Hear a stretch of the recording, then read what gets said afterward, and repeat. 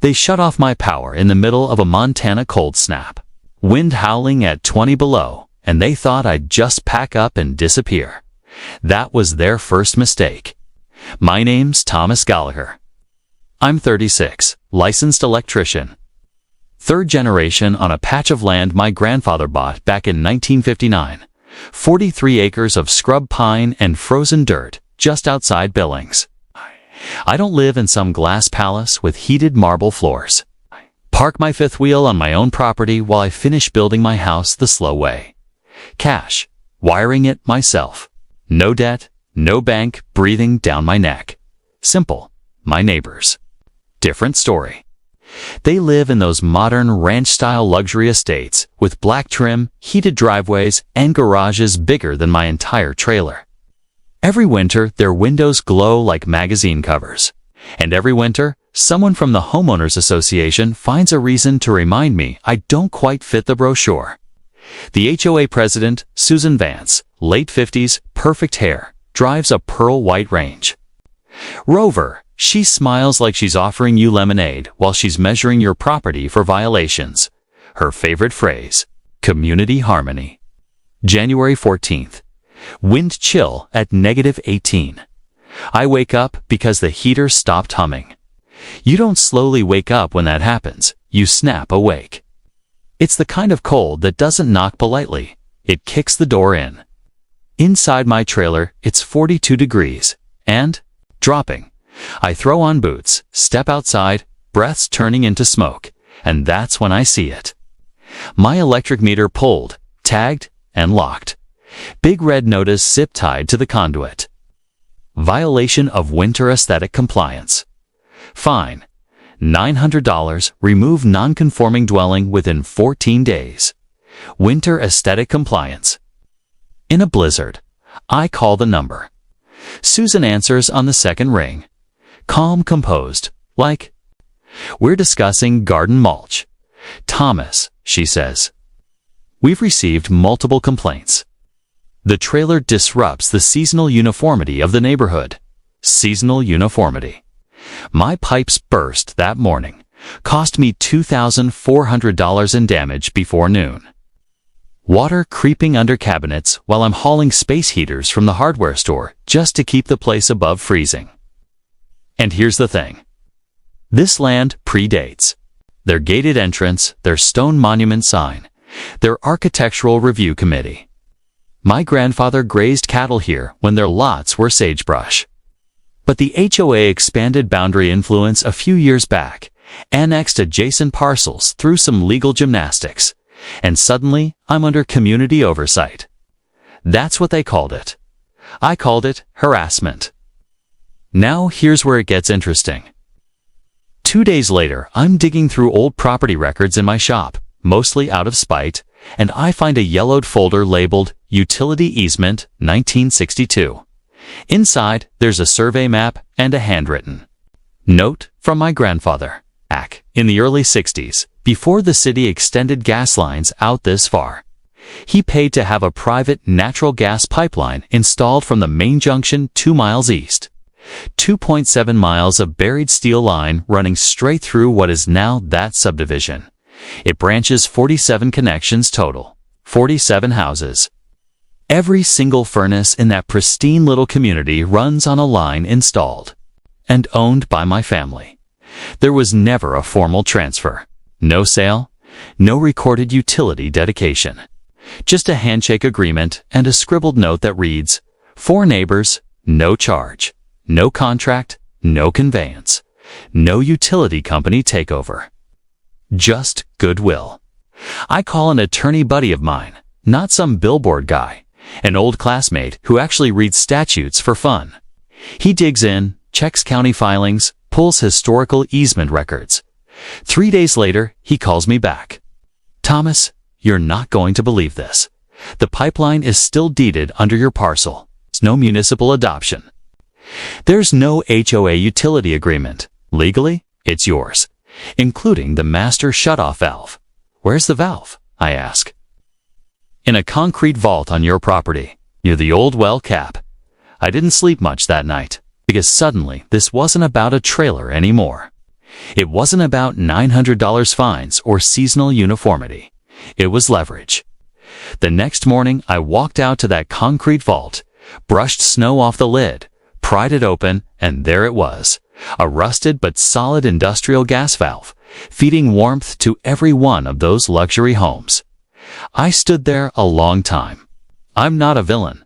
I don't enjoy watching families suffer. But I also don't enjoy being treated like I'm disposable on land my grandfather cleared by hand. So I did what any electrician with documentation and a chip on his shoulder might do. I turned the valve 90 degrees, slow, deliberate. Then I closed the lid. Within 30 minutes, my phone lit up like Christmas. Text from a neighbor. Gas pressure issue. Another. Is your line acting weird? Then Susan. Her voice was tighter now. Thomas, we're experiencing a service interruption. Interesting, I said. According to my records, that's a private line. Silence. I spent the afternoon drafting certified letters, 47 of them. Simple terms. Gas service would resume upon execution of a formal utility lease. $380 per month per household, October through March. 15-year term. Reimbursement for $2,400 in damages caused by wrongful power termination. Immediate removal of all RV restrictions and fines. HOA acknowledgement of my land use autonomy. No signature, no heat. Was it aggressive? Sure, but so is shutting off someone's electricity and sub-zero weather over curb appeal. By nightfall, the temperature dropped to -10. Social media in the neighborhood group exploded. People scrambling for propane heaters, booking hotel rooms, dragging kids into SUVs to stay warm. Susan called again around 9 p.m. This is reckless, she snapped.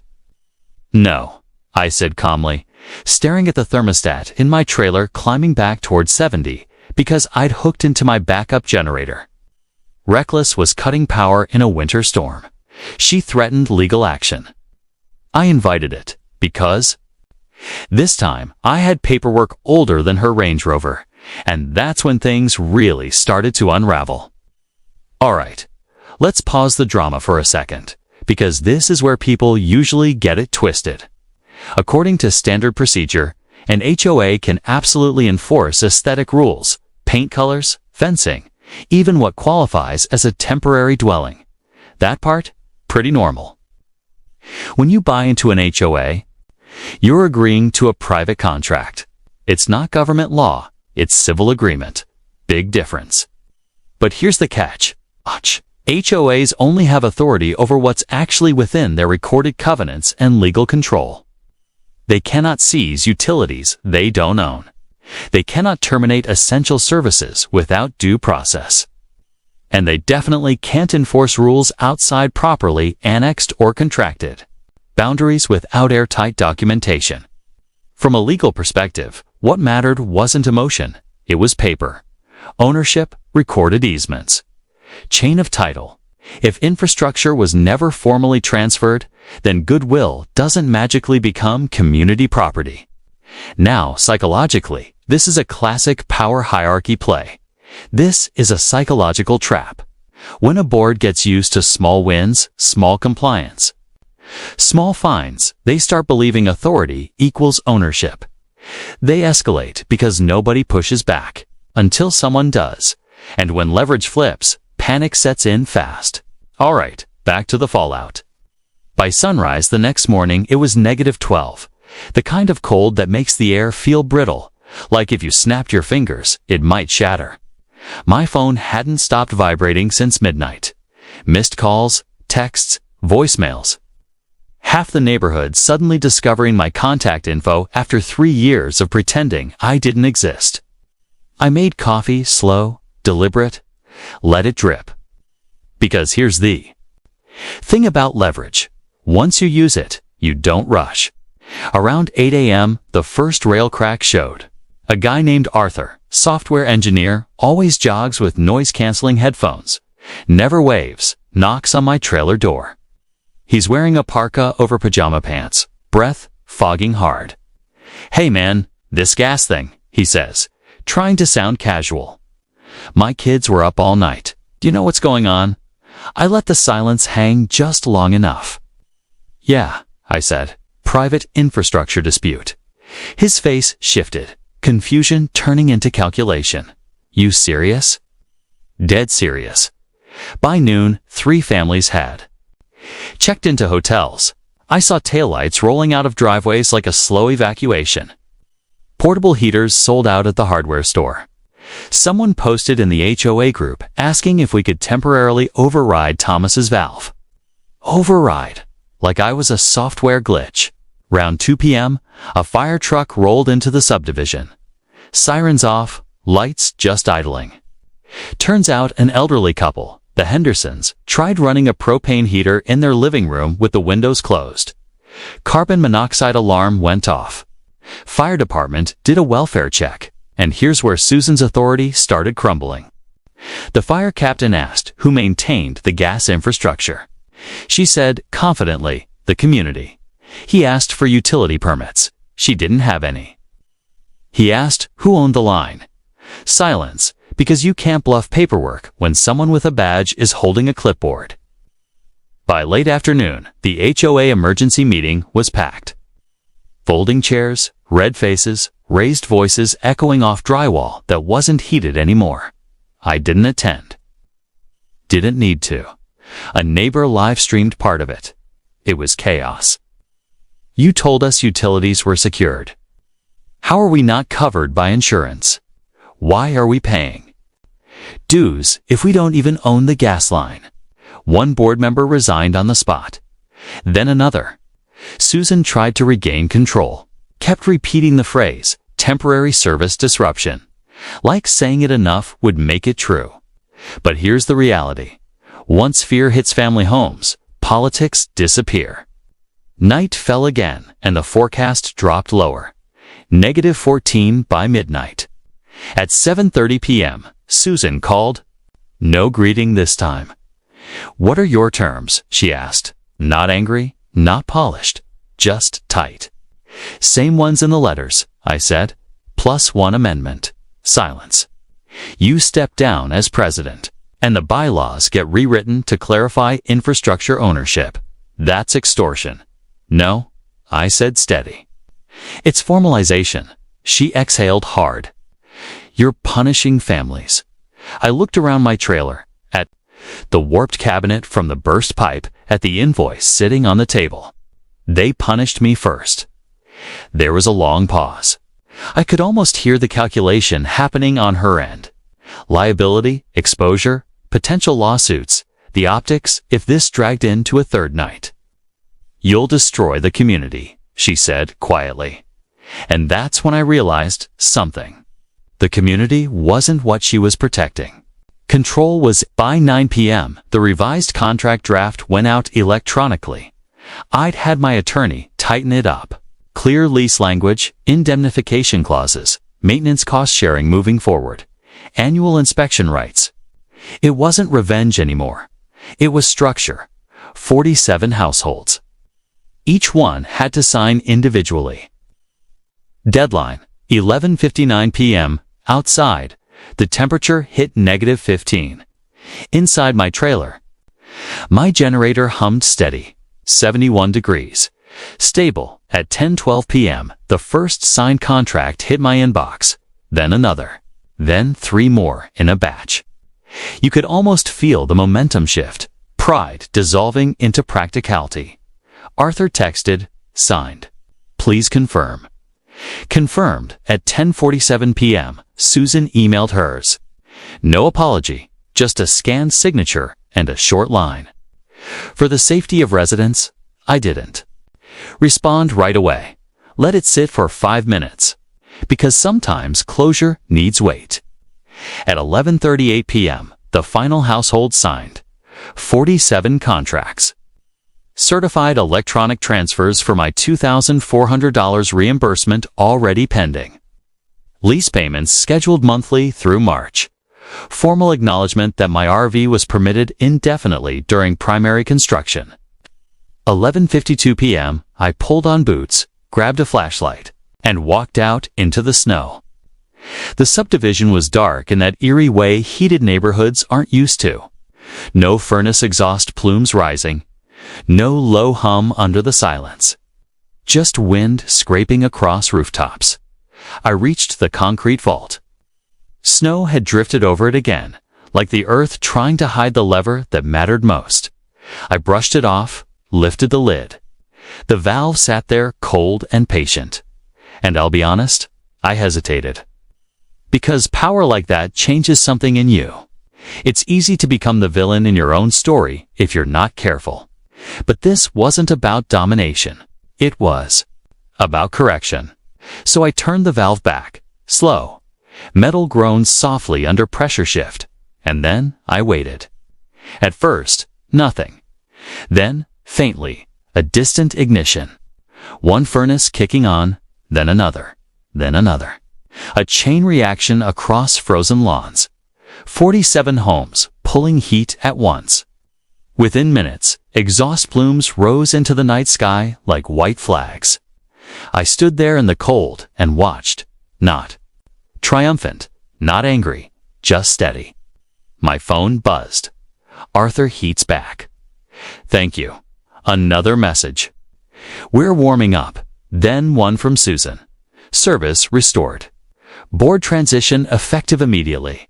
No emoji, no flourish, just finality. I closed the vault and walked back to my trailer. Inside, I shut off the generator and flipped my own breaker panel back to grid power. Legally restored now that? The HOA had reversed their enforcement notice as part of the signed agreement. Funny how fast violations disappear when liability enters the chat. I poured another cup of coffee even though it was almost midnight. Outside, -15. Inside, 72. And for the first time since that red tag went up on my meter, the air felt even. Not because I won, but because balance had been restored. The next morning. The neighborhood looked different, quieter. No one staring, no one measuring curb appeal. A few subtle nods as I drove past. Respect doesn't always come from popularity. Sometimes it comes from documentation. Susan moved out 6 months later. House sold quietly. New board formed with actual legal counsel involved this time. And every winter since, the gas flows under a signed agreement. Inspected, insured, transparent. No more handshake assumptions. No more aesthetic power plays, just terms and heat. So what's the lesson here? Because if this was just a revenge story, it'd be shallow.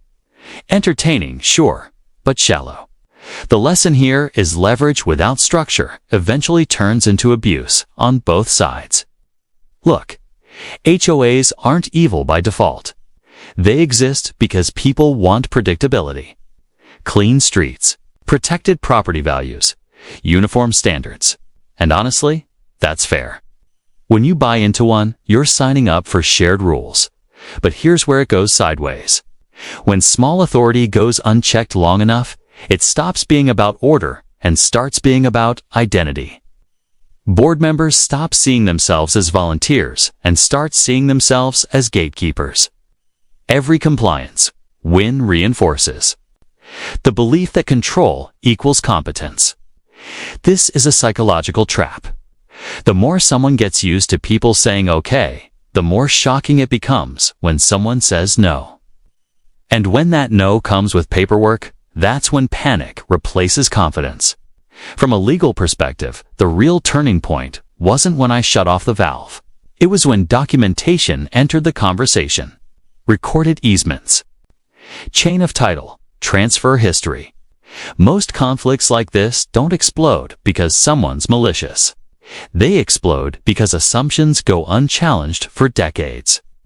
My grandfather meant well. For neighbors, no charge. That was generosity. But generosity without structure creates dependency. And dependency without clarity creates entitlement. And entitlement, that's gasoline on any small spark of resentment. I could have kept that valve off longer. I could have pushed harder, raised the price, forced more concessions. That's the dark side of leverage. Once you realize you have it, it's tempting to test how far it stretches. But power is a mirror. The second you enjoy someone else's discomfort, you become the thing you were fighting. What changed the outcome wasn't punishment. It was formalization. We moved from handshake to contract, from assumption to clarity, from aesthetic opinions to recorded rights. And something else happened too. The neighborhood shifted, not dramatically, not like we all started having barbecues together. But the tension eased. Because once rules are written and ownership is defined, everyone can breathe, even the people who don't like each other. And here's another uncomfortable truth. Part of Susan's reaction: fear. If she admitted the infrastructure wasn't HOA owned, that meant the board had been operating under a flawed assumption for years. That threatens reputation, authority, ego. When identity is tied to leadership, admitting error feels like self-destruction. So she doubled down. Most escalation isn't about money, it's about pride.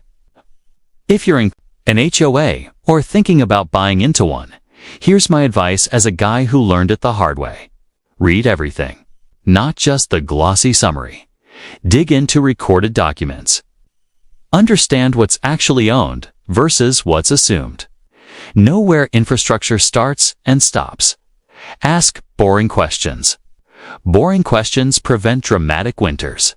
And if you're ever on a board, remember you're a steward, not a ruler. Authority in a not owned. The second it becomes personal, you've already lost perspective. Would I handle it the same way again? Honestly, I'd still turn the valve. But I'd probably call for a meeting before it hit -15, because the goal isn't to freeze people out. It's to stop being treated like you don't belong on land your family bled for. Outside my trailer that night, it was cold enough to crack stone. Inside, it was steady.